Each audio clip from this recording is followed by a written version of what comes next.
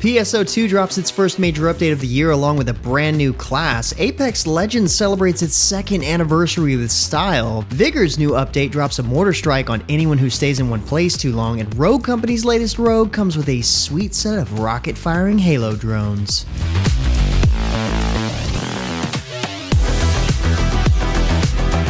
What's good, everyone? James Blonde here with your weekly recap for gaming news and announcements of the week of February 12th, 2021. And starting out the news this week, the Final Fantasy XIV team has been super busy the past 2 weeks. While I was out, the game launched its 5.45 update, which added new content for the Blue Mage class, pushing it to level 70 with new spells to learn and quests to complete. It also added new resistance quests, a new 24-man duty, and plenty of new items to make or collect. But this past weekend, FF14 also released a major showcase for its fans, revealing a bundle of new things to look forward to. Of course, the key announcement was the reveal of the next expansion for Final Fantasy XIV called Endwalker. This expansion will bring an end to the current major main story arc, though not the end of the game, of course, and it will introduce new areas, including going to the moon. The expansion will also add at least 2 new jobs, including a newly revealed Sage class, which looks like it's a healer using floating laser knives. Looks fun, at least. The long-awaited Ishgard residential area is also finally coming, along with a bunch of other stuff. And to wrap it up, the PS5 open beta will start on April 13th, and more details will have been teased about the final 5.5 patch, which will bring a conclusion to the Nier crossover, and more. In some other major news, Primordials Battle of the Gods has announced it will leave early access and launch as a free-to-play title on March 4th on both Steam and the Epic Games Store. Previously known as Primordials of Emirion, the game has been in early access since October and has made a number of major changes, but has also decided that the best way to keep the game enjoyable is to open it to the most amount of players possible, while also promising microtransactions will be cosmetic and not pay to win. And if you haven't checked out the game yet, it sort of describes itself as a strategic 1v1 tug-of-war where it's all about dueling in a sort of MOBA-esque environment. Might as well give it a download next month. Why not? Last week, Phantasy Star Online 2 launched its first major update of the year, introducing a brand new class. Luster is a Scion class only available once you've attained level 75 in at least 2 different classes, but unlocks some fun and powerful new abilities. The class uses only gunblades, but offers 3 different combat styles based on the element of the weapon they have equipped it, plus both stationary and mobile abilities that offer different strategies for the battlefield. The update also comes with more story quests, new extreme and urgent quests, and many more rewards. On top of that, we just found out that PSO2 is coming to the Epic Games Store on February 17th. That's pretty big news. And another space MMO news, EVE Online has revealed its first Quadrant update for the year. Players can expect the new fleet discovery system, which lets players find and create fleets through a new Fleet Up tool, in addition to many other quality of life updates. Many popular past events are also returning, including Guardians Gala and The Hunt. These updates will spread throughout the first quarter of the year, with a new quadrant to follow after. Meanwhile, things are beginning to warm up in Dauntless. The new Realm of Ice update launched on February 4th, and it came with a host of changes. The most obvious, of course, is battling through the new area and facing off against the Urska, a behemoth of Skaldish legends. Along the way, you're also going to have to contend with Frostbite, an all-new affliction that will freeze you to the core. Look forward to new rumors, a new hunt pass, and the return of the Saints Bond event, the most romantic of all Slayer holidays. Need something a little more down-to-earth? Vigor has kicked off its 7th season, titled Mercenaries. The theme for the new gear and battle pass is military gear, from balaclavas and camo face paint to a new shotgun and machine gun. Also new is a mechanic, which requires some exits to be opened before you can leave an encounter, and an anti-camp mechanic that'll bring down a mortar strike on anyone who stays in one place too long. That's kinda awesome. There's not many new features for this season, but that's because the Vigor team spent this season focusing on game issues, such as improving memory optimization and returning the Fisk Fabric map to the rotation with improvements.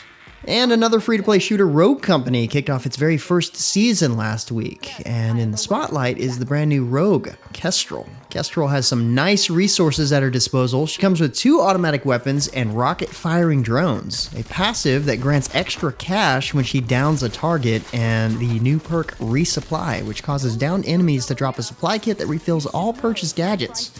And of course, what would be a season update without a new battle pass and lots of bonuses and cosmetics to unlock, plus some new bundles to maximize your gameplay for a little exchange of real-world cash. And Hi-Rez kept the update train rolling with a Season 4 update for Paladins, too.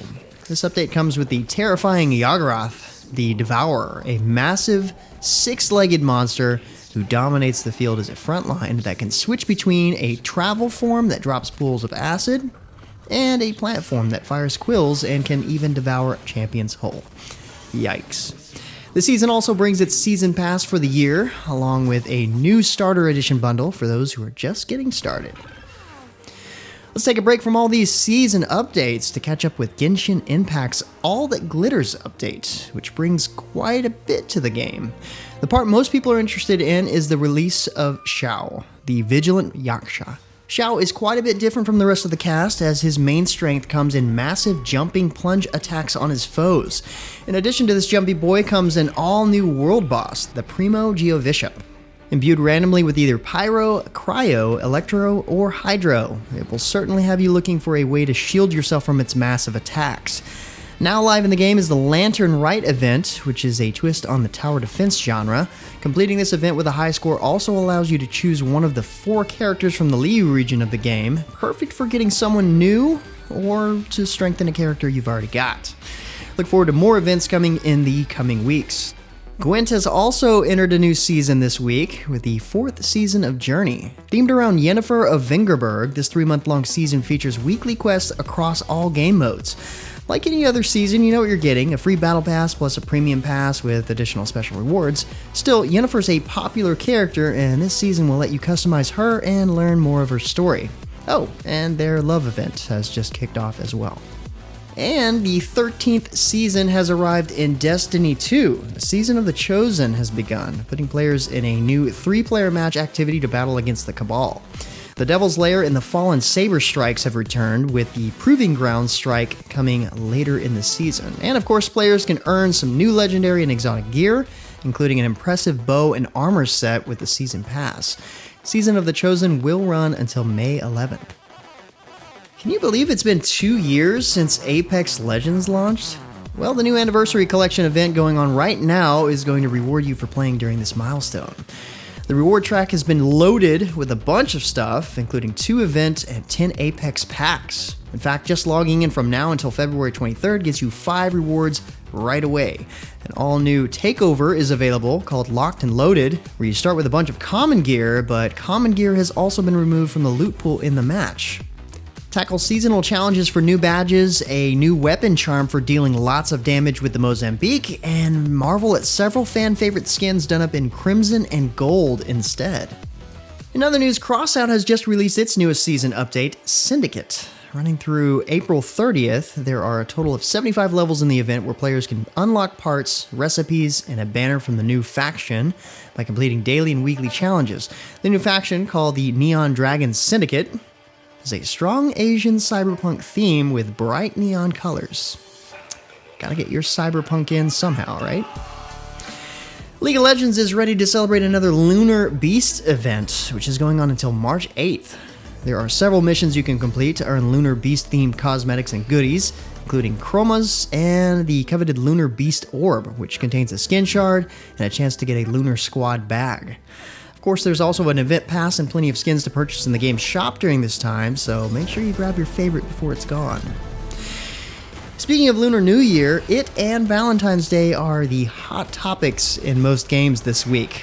I'd be exhausted if I talked about every single one, so make sure you check out the links in the description below for more info about the events in Fortnite, Skyforge, ArcAge, and more.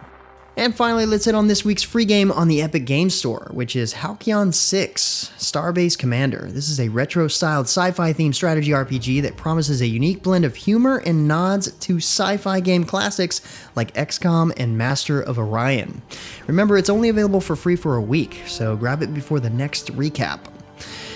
But with that said, that's about it for all the major news and announcements for this week. Be sure to stay safe and keep your families healthy. Like always, you can find more information on the news topics linked in the description below. Feel free to discuss the news or even more news in the comments below. And don't forget to like, subscribe, wash your hands a bunch, hit that little bell icon to get notifications, and of course, share this video. But until next time, guys, that's going to be it for me. I'm James Blonde. See you out there, gamers.